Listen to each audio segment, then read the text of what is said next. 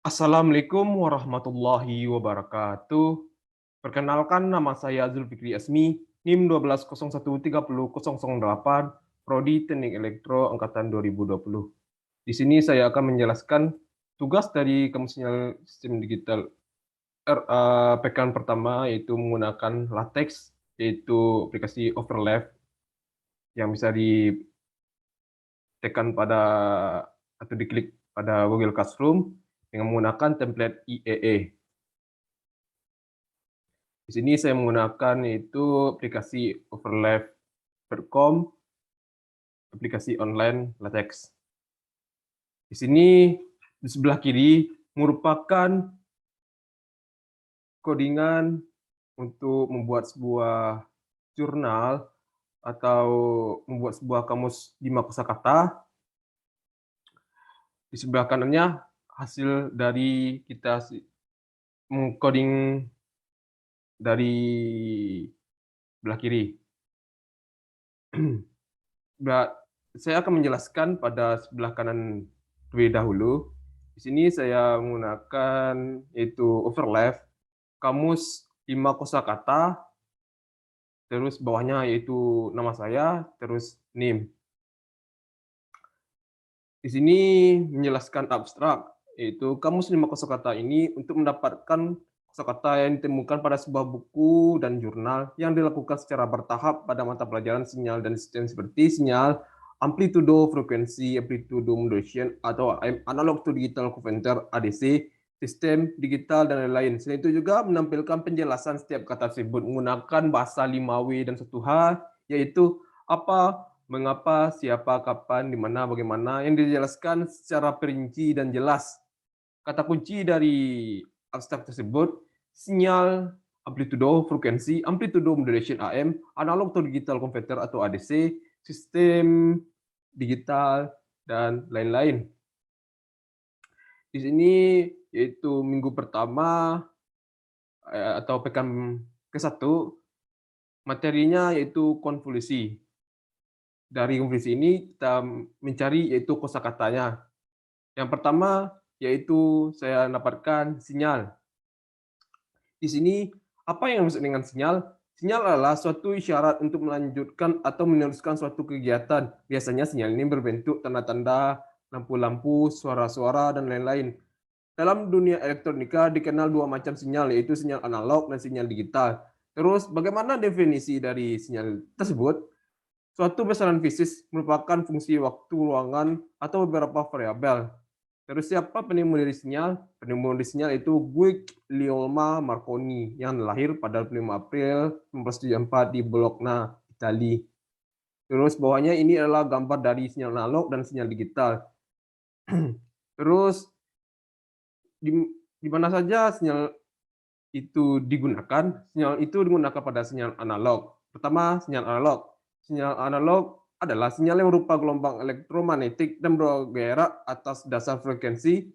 Frekuensi adalah jumlah getaran bolak-balik sinyal analog dalam satu siklus lengkap per detik. Satu siklus lengkap terjadi atas gelombang berada pada titik pertegangan 0 menuju titik pertegangan positif tertinggi pada gelombang menurut ke titik tegangan negatif dan menuju ke titik 0 kembali. Semakin tinggi kecepatan atau frekuensinya, semakin banyak siklus lengkap yang terjadi pada suatu periode tertentu. Kecepatan frekuensi tersebut dinyatakan dalam hertz, yaitu bagaimana penerapannya pada kehidupan sehari, yaitu sebuah gelombang yang berayun bolak-balik sebanyak 10 kali tiap detik berarti memiliki kecepatan 10 hertz. Terus bagaimana proses dari sinyal analog, yaitu dengan mentransmisikan suara dan gambar dalam bentuk gelombang kontinu atau continuous varying. Terus bagaimana keuntungan utama dari sinyal analog? Yaitu lebih murah daripada sinyal digital. Terus kerugiannya yaitu pengiriman sinyal analog dapat dilakukan mengirim air lewat pipa. Terus yang kedua itu sinyal digital. Merupakan hasil teknologi yang dapat mengubah sinyal menjadi kombinasi urutan bilangan 0 dan 1 juga dengan biner. sehingga tidak mudah terpengaruh oleh derau, proses informasinya pun mudah, cepat dan akurat, tetapi transmisi dengan sinyal digital hanya mencapai jarak jangkau pengiriman yang relatif dekat. Terus bagaimana proses dari sinyal digital tersebut dengan menggunakan media magnetik tanpa mengalami pelemahan atau distorsi data tersebut yang bersangkutan. Sistem digital merupakan bentuk sampling atau dari sistem analog. Kita pada dasarnya dikodekan dalam bentuk biner atau heksa. Misalnya nilai suatu sistem digital dibatasi oleh lebarnya atau jumlah bit atau bandwidth. Bagaimana keuntungannya? Keuntungan dari sistem komunikasi digital adalah bahwa kita berhubungan dengan nilai, bukan dengan bentuk gelombang. Dari sinyal tersebut kita menggunakan yaitu 5W dan 1H dalam penjelasan. Terus kata kedua itu amplitudo. Apa yang dimaksud dengan amplitudo? Amplitudo adalah jarak atau simpangan terjauh dari titik keseimbangan dalam gelombang sinusoide. Dalam sistem internasional, amplitudo disimbolkan dengan A dan memiliki sumber satuan. Disebut bagaimana amplitudo itu digunakan, yaitu memiliki pengukuran skalar non negatif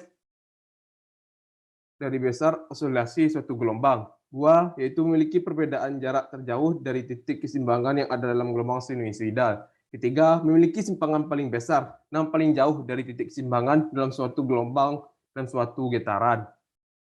Terus, di mana amplitudo itu digunakan?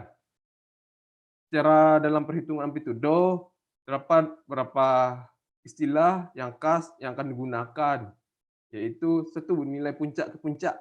Nilai puncak ke puncak ini sangat penting karena untuk menunjukkan ekskursi maksimal pada suatu gelombang, nilai inilah yang digunakan untuk mengetahui pemindahan bagian mesin karena adanya getaran. Inilah yang digunakan untuk mengetahui tegangan pada mesin. Ini merupakan gambar dari amplitudo. Yang kedua, yaitu nilai puncak. Nilai puncak digunakan untuk menunjukkan tingkat guncangan pada durasi yang sebentar. Jadi nilai puncak yang dapat menunjukkan tingkat maksimum getaran pada satu titik waktu tertentu. Ketiga yaitu nilai rata-rata. Nilai rata-rata memperhitungkan getaran berdasarkan suatu periode tertentu secara garis besar. Namun dianggap terbatas karena perhitungan nilai negatif pada gelombang sinusoidal getaran seolah menyediakan. 4. Nilai Rho mean square ms adalah untuk perhitungan yang paling tepat dalam menghitung amplitudo. Hal ini karena nilai Rho mean square memperhitungkan waktu mengkuadratkan nilai negatif pada getaran sinusoidal. Hal ini memberikan nilai amplitudo yang lebih tepat. Terdapat beberapa rumus dari amplitudo, yaitu pertama, rumus amplitudo simpangan periode getaran T besar sama dengan T kecil bagian N. Terus dua, rumus frekuensi getaran amplitudo yaitu F sama dengan N bagi dengan T. Tiga, rumus hubungan antara frekuensi dan periode adalah T sama dengan 1 bagi dengan F atau V sama dengan 1 dibagi dengan T. Bahwa ini adalah keterangannya, yaitu T periode, V frekuensi Hz, T waktu, N jumlah putaran. Terus yang kosakata ketiga yaitu frekuensi. Apa yang dimaksud dengan frekuensi? Frekuensi adalah jumlah getaran yang terjadi dalam waktu 1 detik dan banyaknya gelombang atau getaran listrik yang dihasilkan tiap detik. Di bawah ini adalah gambar dari frekuensi. Terus, bagaimana simbol dari frekuensi? Yaitu Hertz. Hz adalah unit SI untuk frekuensi. Kata Hertz dipilih untuk menghargai jasa Heinrich Rudolf Hertz atas kontribusinya dalam bidang elektromagnetisme, yaitu siapa yang menciptakan dari frekuensi. Hertz menyatakan banyaknya gelombang dalam waktu 1 detik, 1 Hertz itu sama dengan 1 gelombang per detik. Unit ini dapat digunakan untuk mengukur gelombang apa saja yang periodik. Hubungan antara frekuensi dan periode adalah berbanding terbalik. Berarti semakin besar frekuensinya, periodenya akan semakin kecil dan sebaliknya. Secara matematis dapat dituliskan yaitu V sama dengan 1 dibagi dengan T atau T sama dengan 1 dengan F. Sehingga keterangan dari V itu adalah frekuensi dalam siklus per detik atau Hertz atau Hz. T adalah periode dalam detik. Jika kecepatan perputaran sudut dinyatakan dengan omega, maka frekuensi sama dengan kecepatan sudut dibagi dengan besarnya sudut suatu putaran penuh. 2pi atau dapat ditulis dengan pi sama dengan W bagi dengan 2pi atau W sama dengan 2pi kali dengan F. Keterangan adalah W adalah kecepatan sudut dalam radian atau detik, rad per sekon. Pendapat frekuensi pada kehidupan sehari-hari, yaitu A, getaran sinyal getaran yang dipetik, B, yaitu getaran petik suara ketika berbicara, C, yaitu getaran permukaan bumi ini ketika terjadi gempa bumi, D, bandul jam dinding yang bergoyang-goyang, yang E, yaitu pegas yang diberi beban, itu di mana digunakan frekuensi pada kehidupan sehari-hari. Terus kata yang keempat, amplitude modulation atau AM. Amplitude modulation atau modulasi amplitudo yaitu salah satu teknik modulasi proses pemodulasian sinyal frekuensi rendah sinyal informasi pada frekuensi tinggi dengan mengubah amplitudo gelombang frekuensi tinggi tanpa mengubah frekuensinya. Yaitu apa? Terus siapa penemu dari amplitude modulation? Yaitu ilmu Itali yaitu Guglielmo Marconi. Amplitudo sinyal pembawa akan berbanding lurus dengan amplitudo sinyal pendulasi. Terus bagaimana proses atau penggunaan dari amplitudo? Jadi pada modulasi amplitudo ini sinyal pembawanya berubah-ubah secara proporsional terhadap amplitudo sinyal pemodulasi, sedangkan frekuensi tetap selama proses modulasi. Dibandingkan dengan FM modulasi frekuensi, AM mempunyai kelebihan antaranya adalah jarak transmisi AM lebih jauh dibandingkan FM. Namun AM lebih rentan terkena noise dibandingkan dengan FM. Pada modulasi amplitudo, misalnya amplitudo sinyal pembawa akan diubah oleh sinyal pemodulasi sehingga misalnya sebanding dengan amplitudo sinyal pemodulasi tersebut. Frekuensi sinyal pembawa biasanya jauh lebih tinggi daripada frekuensi sinyal pemodulasi.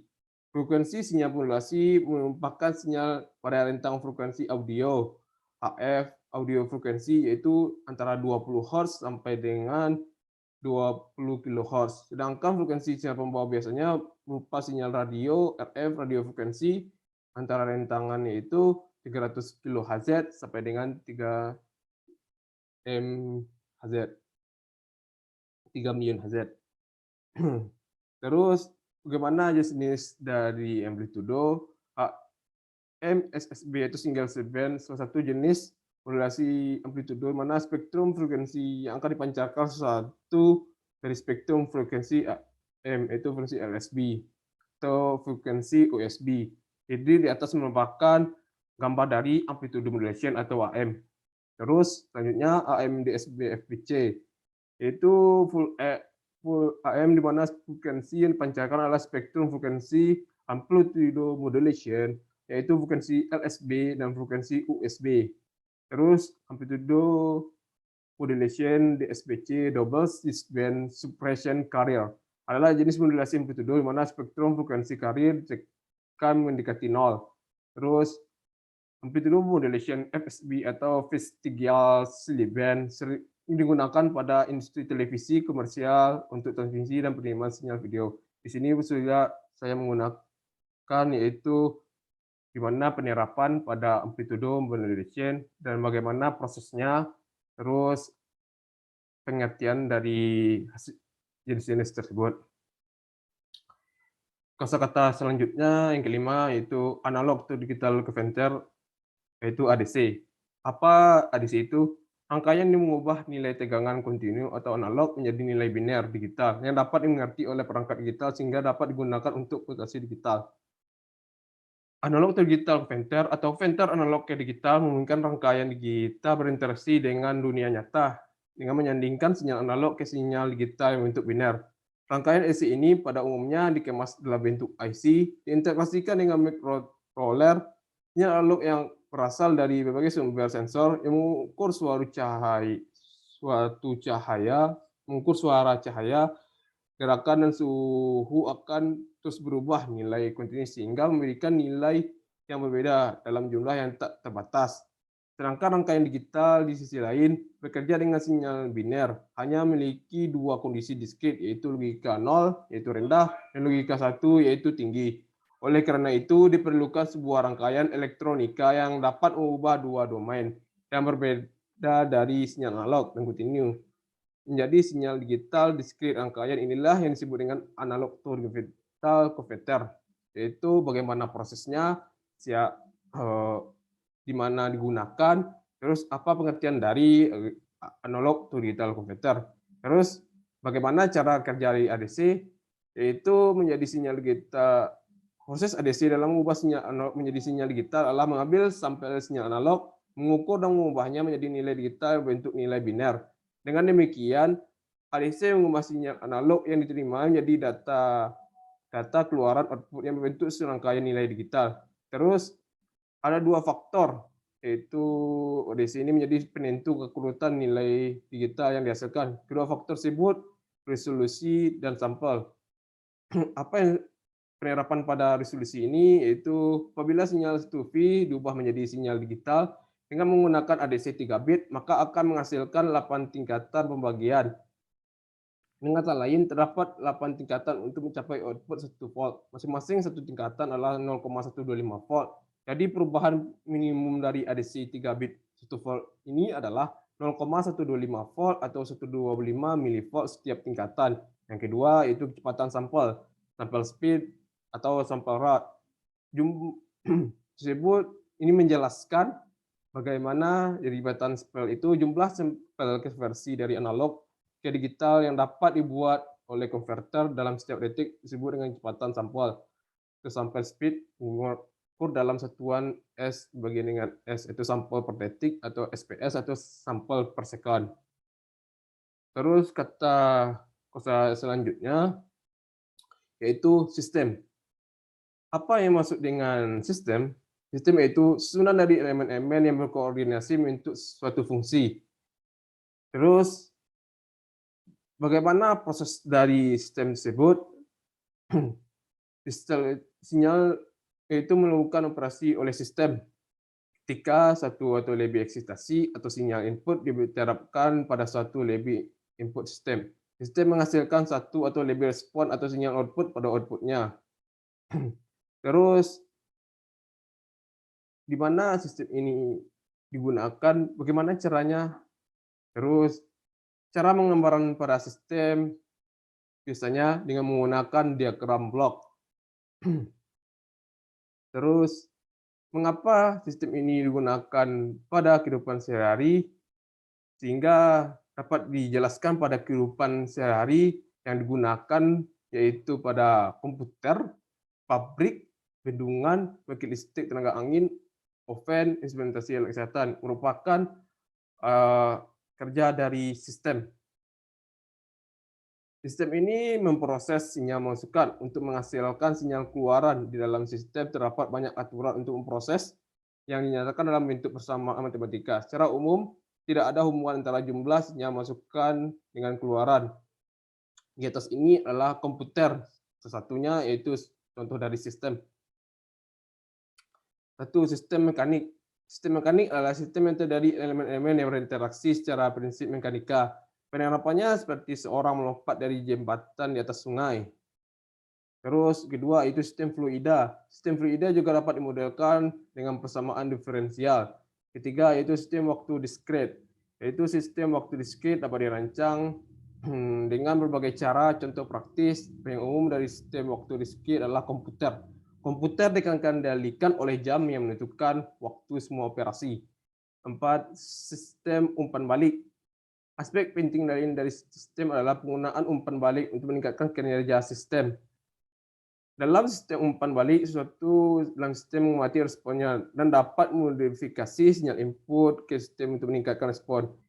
Penerapannya pada sistem umpan balik ini pada kehidupan sehari-hari yaitu termostat di rumah yang mengatur kapan AC hidup atau mati. Terus kata-kata selanjutnya yaitu digital. Apa yang disebut dengan digital? Pengolahan sinyal yang datanya diolah secara diskrit, yaitu nilainya berubah secara ekstrim, naik atau turun secara drastis. Terus pengertiannya selainnya Digital adalah suatu teknologi elektronik yang mampu melakukan penyimpanan, menghasilkan, dan juga memproses berbagai data terdapat dalam dua kondisi, yaitu positif dan negatif. Kondisi positif akan diwakili atau dinyatakan dengan angka 1 dan negatif akan diwakili dengan 0. Terus siapa penemu dengan digital itu? Yaitu Charles Babbage yang pada tahun 1791 sampai 1871. Terus gimana digital ini digunakan? Sistemnya gimana? Yaitu sistem digital ini hanya mengolah dua jenis data atau bit, yaitu 0 dan 1, sehingga sinyal tidak memiliki range penerapan, yaitu pada sebuah teknologi digital. Proses dari digital ini, yaitu teknologi digital kebanyakan tidak lagi menggunakan tenaga manusia atau manual, tapi cenderung pada sistem pengoperasian yang otomatis dengan sistem komputerisasi atau oleh komputer. Teknologi digital pada dasarnya hanyalah sistem penghitung yang sangat cepat memproses, membentuk informasi sebagai nilai numerik. Selain itu, teknologi digital dalam bidang komunikasi, teknologi digital berkembang yang menggunakan spektrum elektromagnetik, merupakan gabungan dari frekuensi magnetik, gelombang radio, sinar X, gelombang kosmik, infrared, cahaya, gelombang radio, dan gelombang mikro. Disitulah televisi radio dapat tercipta. Itu adalah penerapan mana digunakan, yaitu sistem digital. Seperti contoh yang lainnya, yaitu jam digital, kamera digital, penunjuk suhu digital, kalkulator digital, komputer, handphone, dan radio digital. Terus kosakatanya fasa. Apa yang disebut dengan fasa? Fasa adalah besaran sudut yang dimiliki oleh gelembung sinus. Terus bagaimana istilah dari fasa? Yaitu beda fase atau phase shift adalah posisi awal yang sinyal gelombang ketika 0 pada T sama dengan 0. Fasa pada gelombang lain lebih dikenal sebagai pergeseran gelombang terhadap titik 0 pada sumbu waktu. Di bawah ini adalah gambar dari fasa. Terus bagaimana proses terus di mana fasa itu digunakan pada gelombang sinus. Fasa diukur dalam derajat atau radian yang keduanya merupakan satuan tak berdimensi. Satu siklus gelombang sinus memiliki nilai sudut 0 sampai 360 dalam derajat atau 0 sampai 2pi dalam radian. Sehingga didapatkan persamaan dari fasa, yaitu derajat sama dengan n dibagi 2pi dikali 360 derajat, atau radian sama dengan m sama dengan bagi M bagi dengan 360 derajat dikali 2pi. Sehingga keterangan dari N adalah nilai sudut yang diketahui dalam radian, dan M adalah nilai sudut yang diketahui dalam derajat. Terus saya menjelaskan yang sebelah kiri ini adalah codingannya. Ini sesuai dengan template yang ada diberikan pada Google Classroom. Di sini yaitu thanks, yang di sini merupakan daftar pustaka atau buku jurnal yang saya ambil dan saya baca. Terus abstrak, begin ini adalah untuk menemukan abstraknya, yaitu kata kunci. Terus ini menggunakan IEE. Terus yaitu date-nya itu minggu ke-1, 1 Februari tahun 2002, minggu pertama yaitu konklusi. Itu section ini adalah kosakata yang akan kita inputkan. Terus begin figure ini merupakan memasukkan gambar sesuai dengan kosakata yang kita inginkan. Terus teks TBF ini adalah menebalkan kata. Terus indent adalah membuat sebuah paragraf.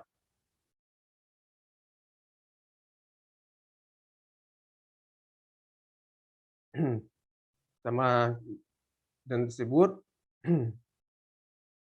Terus dari akhir dari codingan tersebut, yaitu end dokumen, merupakan akhiran dari dokumen tersebut. Dalam penulisan PI itu tidak secara langsung, tetapi dituliskan yaitu miring, pi, dan US dollar. Sama dengan apa omega. Tadi ditulis miring, omega, dan US dollar. Untuk mendapatkan sebuah lambang omega atau pi.